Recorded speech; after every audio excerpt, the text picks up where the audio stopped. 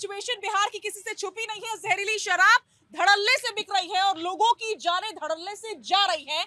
RJD की बात करें, सरकार से बाहर होंगे, खूब हो हल्ला करेंगे शराब और जहरीली शराब के नाम पर। जेडीयू भी वही करती है जब सरकार से बाहर होती है, बीजेपी भी वही करती है जब सरकार से बाहर होती है। लेकिन जैसे ही ये सभी सरकार में आते हैं, सरकार के भीतर आते हैं, राज करने लग जाते हैं, सबके सुर बदल जाते हैं। मंत्री जी तो ये तक कह रहे हैं कि कत्ल के ऊपर तो 302 का मुकदमा होता है, फिर भी के मर्डर रुक जाते हैं।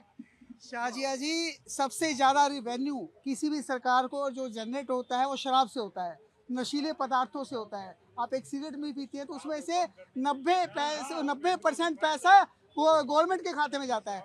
ऐसे में जब कुछ सरकारें फैसला लेती हैं, शराबबंदी कर देती हैं, तो वो पैसा कहाँ जाना शुरू हो जाता है? वो सरकारी जो मंत्रियों के खाते में जाना शुरू हो जाता है। कारण उसका रीजन ये है कि जो स्थानीय स्तर पर, क्या एक पुलिस वाला, अगर एक मंदिर की चप्पल भी चोरी नहीं हो सकती पुलिस चाहे तो, एक भट्टियां चल रही है शराब की, सरेआम चल रही हैं, बार बार वहीं पर मौतें हो रही हैं। और उन राज्यों के अंदर, चाहे हम गुजरात की बात करें, चाहे बिहार की बात करें, बिहार में तो आप बात समझिए, दिल्ली में रहने वाला बिहार का आदमी जब सुबह से शाम तक मेहनत करता है और शाम को ड्रिंक करता है, अब वो अपने गांव में जाता है, वो 2000 रुपए की शराब की बोतल नहीं खरीद सकता। मुझे ये समझना है जब आपके सामने खुले तौर पर गाड़ियों में शराब की बिक्री हो रही है, डिलीवरी हो रही है, होम डिलीवरी तक हो रही है, अब तो खबर है कि फैक्ट्री तक खुल गई है, सारे ब्रांडेड वहां पर शराब के जितने भी ब्रांड्स है वो सब उपलब्ध है, थोड़े से रेट ज्यादा है, तो फिर आपने शराबबंदी क्यों कर रखी है? आप शराब खोल दीजिए।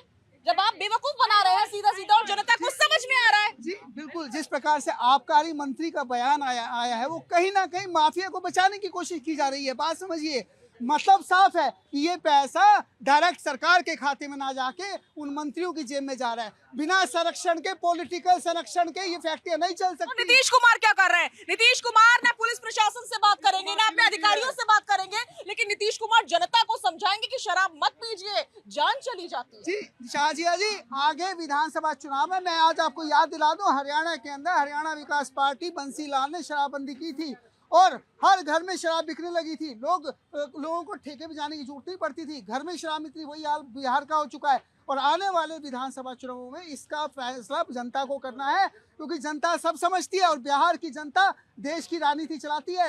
अगर बिहार देश राजनीति सीखता है तो सबसे पहली राजनीति बिहार से शुरू होती है। मैं समझता हूँ वहाँ की जनता सब देख रही है कि किस प्रकार से वहाँ लोग, क्योंकि इन मौतों का जो श्रेय जाता है, मैं समझता हूँ पूरी तरह से सरकार पे जाता है, क्योंकि सरकार की बिना मर्जी के, उनके संरक्षण के बिना, पुलिस के संरक्षण के बिना कोई भट्टी। बिल्कुल, बिहार को इग्नोर नहीं किया जा सकता। बड़ा राज्य है, बिहार की सियासत का असर सीधा सीधा देश की सियासत पर पड़ता है। हाजी नाजिम, ऐसी कोई पार्टी नहीं है बिहार की जो सत्ता में ना रही हो। आरजेडी भी सत्ता में रही है, जेडीयू भी सत्ता में रही है, बीजेपी भी सत्ता में रही है, लेकिन जब सत्ता से बाहर होते हैं तब शराब के नाम पर खूब बवाल करते हैं। सत्ता में आते भूल जाते हैं कि इसी शराब से लोगों की जानें जा रही हैं। जहरीली शराब बढ़ती जा रही है, लोगों की जानें जाती जा रही है।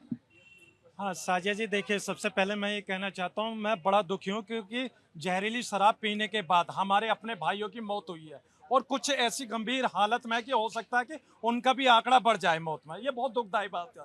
और उस राज्य में जहां शराब बंद है, और देखिए मैं ये कहता हूँ शराब बंद होनी चाहिए पूरे भारत के अंदर, क्योंकि अगर ये शराब बंद हो जाएगी तो हमारी बहन बेटियां सुरक्षित रहेंगी। बिहार तो संभल नहीं रहा है किसी पार्टी से, बिहार तो संभाल लीजिए पहले, फिर देश की बात कीजिएगा। हाँ साजिया जी, देखिए, अब जरा थोड़ा सा मुझे बोलने का मौका दीजिए ताकि मेरी बहन बेटियां समझ सके कि शराब क्यों बंद होनी चाहिए। सबको समझ में आता है।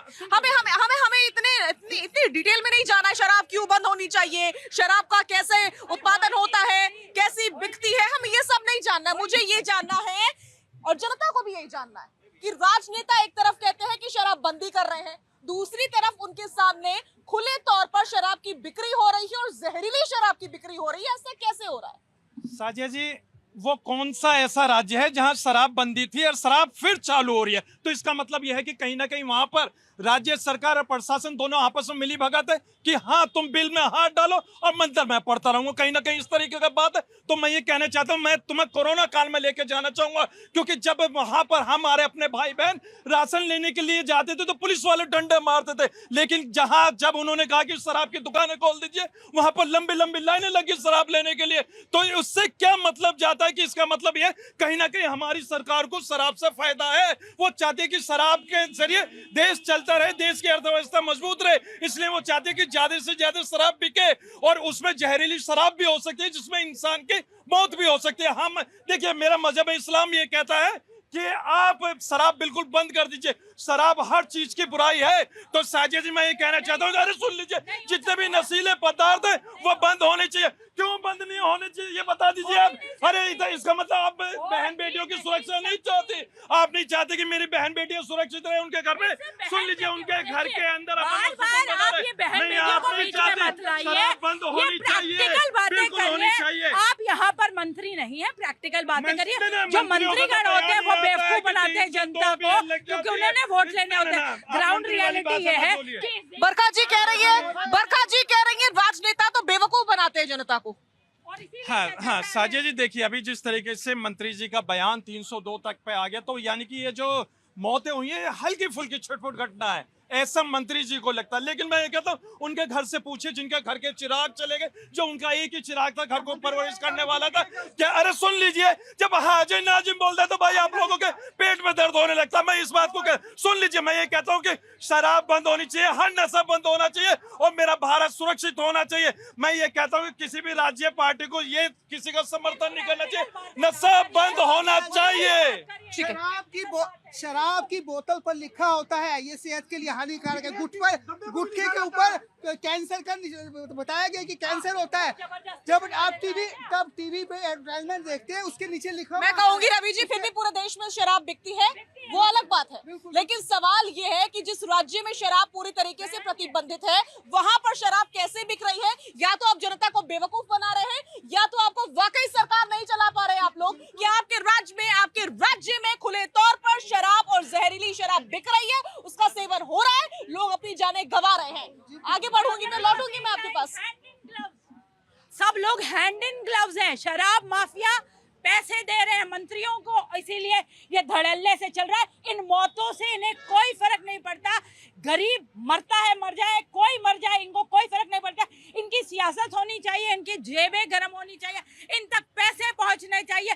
बेवकूफ बनाते हैं जनता को कि शराबबंदी करते, कोई शराबबंदी नहीं है। जहरीली शराब से लोग मरते हैं, आगे भी मरते रहेंगे। जनता से बात कर लेते हैं। अब जनता को इस मुद्दे पर क्या लग रहा है, सर्वेश जी लौटूंगी मैं आपके पास। एक बार जनता को सुन लेते हैं, जनता क्या कहना चाह रही है। आ रही हूँ आपके पास। कहा है अभी 2 दिन पहले कैसे ना वहाँ जाके मुख्यमंत्री उन्होंने की हर ब्रांड की शराब 90 रुपए की मिलेगी। एक मंत्री हो गए ये कह रहे हैं कि हर ब्रांड की कीमत 90 रुपए शराब मिलेगी। आप ठीक है, पॉइंट आपका समझ गए कि आप सरकाज़म कर रहे हैं। यहाँ पे सब जो यहाँ रह रहे हैं इनको पता नहीं, ठीक है भैया, ठीक है। बिहार के बारे में इनको पता नहीं बिहार में प्रॉब्लम क्या है। आप जो बोले ना, जो बिहार में आप बोलते ना गरीब आदमी दारू पी रहे, लेकिन आज दारू बंद होने के कारण वहाँ गरीब पैसा वाला भी बना है।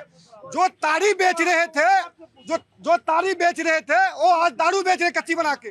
जो यूरिया खाद होता है, यूरिया खाद को दारू बनाया जाता है। वो दारू इतना खराब होता है, जब आपको पता है यूरिया खाद के दारू बन रहा है तो आप पीते क्यों है। कोई मंत्री बोलता है पीने के लिए, क्या कोई नीतीश कुमार बोला कोई दारू पीने के लिए। हम भी बिहार जाते हैं, हम नहीं पीते, हम भाई यहाँ पे ड्रिंक करते हैं। नहीं, मंत्री, सरकार और पुलिस रोकती क्यों नहीं है। कोई नहीं रोक सकता है। मैं कारण बता रहा हूँ, दारू तालाब में रखा जाता है, कट्टे में बांध के, दोरी बांध के तालाब में डाल देता है। जो कस्टमर मांगता है उसमें से निकाल के देता है, कट्टे को तालाब में डाल देता है। क्या पुलिस तालाब में ढूंढने जाएगा क्या, उसमें जाएगा ढूंढने के लिए। यहाँ बड़े बड़े बातें कर रहे हैं। पुलिस की जो बात रहे, पीने वाला 5 महीने के लिए जेल जाते हैं और बेचने वाले बाहर घूमते हैं। तो भैया शराब पर कोई लगाम लगी नहीं पाएगी, नकेल कसी नहीं पाएगी। इसी प्रकार से धड़ल्ले से अवैध शराब, जहरीली शराब बिकती रहेगी। पुलिस की अरे रुक तो सही। जो बात रहा मंत्री की, हमने एक शादी में बारात में गए थे पत्रकार महोदय, वहाँ आम की बगान था बहुत बड़ा, उस बड़े ट्रक से दारू के खेप उतरता दारू से। यही पते की बात है कि शराब माफिया है बिहार में, और सिर्फ मुआवजा देने से काम नहीं चल जाएगा। पिछली बार क्या हुआ था, पिछली बार ये हुआ था कि भाई कोई कड़ा कदम उठाना होगा सरकार को, सरकार ने कदम उठाया, सरकार ने मुआवजा देना शुरू कर दिया। तो क्या मौतें रुक गई, जहरीली शराब बिकना रुक गई? नहीं, एक बार फिर से वही सिचुएशन, एक बार फिर से लोगों की आंखों की रोशनी जा रही है, लोगों की जिंदगी जा रही है, और हम सिर्फ बातें कर रहे हैं। बोलिए। मैं बताना चाहता हूँ साजिद जी, अवैध शराब इस देश में कभी नहीं रुकेगी। अवैध शराब, अवैध जितने भी नशे कारोबार है कभी नहीं रुकेंगे, चाहे वहाँ किसी को भी आप बैठा दो। इसका एक रीजन है, क्योंकि आम आदमी अपने आप में कोई भी बुराई रोकने के लिए आम आदमी को आगे आना पड़ता है, और हर आदमी चाहता ही नहीं, मुझे शॉर्टकट में सस्ती चीज चाहिए ले लेगा, उसको पता ही नहीं है तू पी के मर जाएगा, तेरे घर का क्या होगा। नहीं, सबसे बड़ी